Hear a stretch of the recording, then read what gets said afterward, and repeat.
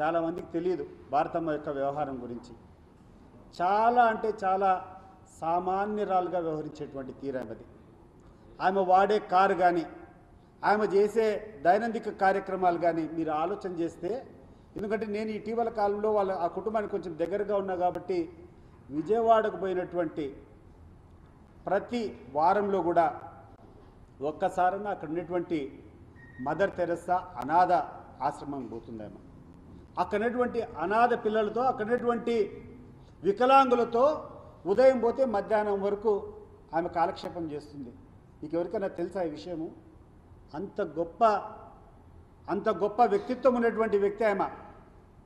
సామాన్యురాలు కాదు ఆమె. ఒక నిరాడంబరంగా ముఖ్యమంత్రి భార్యగా ఉన్న నిరాడంబరంగా ఏ రోజు ప్రభుత్వ కార్యక్రమాల్లో పాల్గొనకపోగా ఆమె చేసే కార్యక్రమం ఏంటంటే విజయవాడకు పోతే ఆ యొక్క మదర్ తెరెసా అనేటువంటి ఒక వికలాంగ సంస్థ పోయి పొద్దున్న నుంచి మధ్యాహ్నం వరకు ఆ యొక్క అనాథ పిల్లలతో గడుపుతుంది. ఈరోజు కాదు, మీరు ఒక చిన్న కార్యక్రమం పెడితే దానికి ఒక పెద్ద అట్టహాసం చేస్తారు.